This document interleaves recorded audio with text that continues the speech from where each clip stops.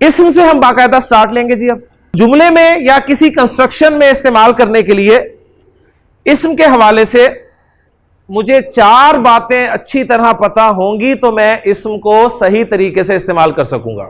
اور یہ 4 باتیں سیکھنے کے بعد انشاءاللہ یہاں پر ہم عربی زبان میں اپنا پہلا جملہ بنائیں گے, اور جب جملہ بن جائے گا ایک تو پھر قرآن کی آیت آپ کے سامنے آئے گی, کیونکہ وہ بھی ایک جملے کی شکل میں ہے. نبی کریم صلی اللہ علیہ وسلم کی ایک حدیث آپ کے سامنے آئے گی, وہ بھی جملے کی شکل میں ہے.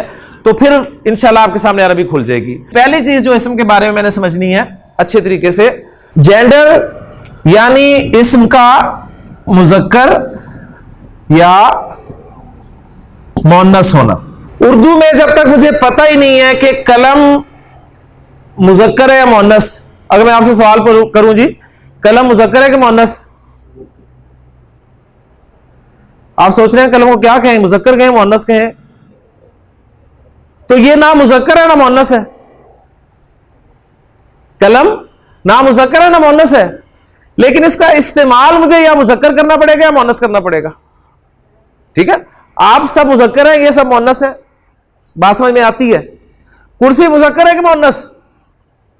نہ مذکر ہے نہ مؤنث, لیکن کرسی کا استعمال یا تو مذکر طور پہ کرنا پڑے گا یا مؤنث کے طور پہ کرنا پڑے گا. تو جب مجھے پتہ ہی نہیں کہ قلم اردو میں مذکر استعمال کرتا ہوں تو میں قلم کو جملے میں کیسے استعمال کروں گا.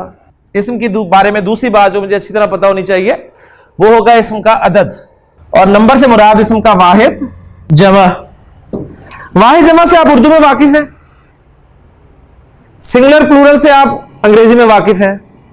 عربی میں واحد جمع تو ہے ہی ہے, لیکن ساتھ ایک تیسرا عدد بھی استعمال ہوتا ہے جسے مثنیٰ یا تثنیہ کہا جاتا ہے.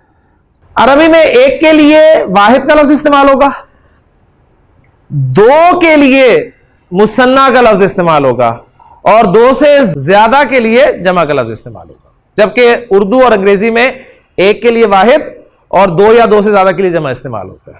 دا ایکٹ آف میکنگ مثنیٰ از کالڈ تثنیہ. تثنیہ جو ہوتا ہے وہ اصل میں مثنیٰ بنانے کے عمل کو کہا جاتا ہے.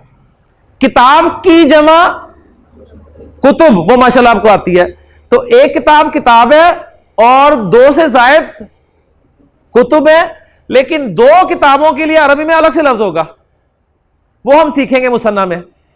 2 قلم کے لیے عربی میں الگ سے لفظ ہوگا, یہ ہم سیکھیں گے انشاءاللہ تعالی. تیسری چیز جو اسم کے بارے میں مجھے پتا ہونی چاہیے وہ ہوگی جی اسم کی وسعت. یہاں پر یہ طالب ہیں چھوٹی سی, ان کے ساتھ طالب ہیں, ان کے ساتھ طالب ہیں, ان کے ساتھ طالبہ, سب طالبات ہیں. تو طالب علم یا طالبہ کی وسعت بہت زیادہ ہے, لیکن آپ طالبات میں سے عائشہ اگر میں پوچھوں تو شاید کوئی ایک آدھا ہاتھ کھڑا ہو جائے. آپ طالب علموں سے میں پوچھوں جی اسامہ, کوئی ہے؟ ایک ہاتھ کھڑا ہوا. تو اسامہ طالب علم ہے, لیکن ہر طالب علم اسامہ نہیں ہے. وسعت کے اعتبار سے اسم جو ہے یا تو نکرہ ہوگا جی, یا پھر وہ ہوگا معرفہ. یہ بھی آپ پڑھتے آئے ہیں, اردو گرامر میں آپ نے نکرہ معرفہ پڑھا ہوا ہے. اور چوتھی چیز جو کہ عربی زبان کی سب سے اہم چیز ہے جو آپ سیکھیں گے, اور میں پھر کہہ رہا ہوں کہ آپ سیکھیں گے, لیکن جب لکھوں گا تو آپ کہیں گے ہمیں آتی ہے. تو وہ چوتھی چیز کیا ہے جی, وہ ہے اسم کا اعراب. اعراب ایک لفظ ہم نے پڑھا ہوا ہے ہمارے پیپرز میں, اردو کے خاص طور پہ پیپر سوال آیا کرتا تھا اعراب لگائیے. تو ہم کیا کرتے تھے جی, ٹھیک ہے نا, زیر زبر پیش لگا دیتے تھے, ایسے ہی ہے نا. زیر زبر پیش کو ابھی ہم نے کل پڑھا کیا ہے, حرکات ہیں وہ, صحیح.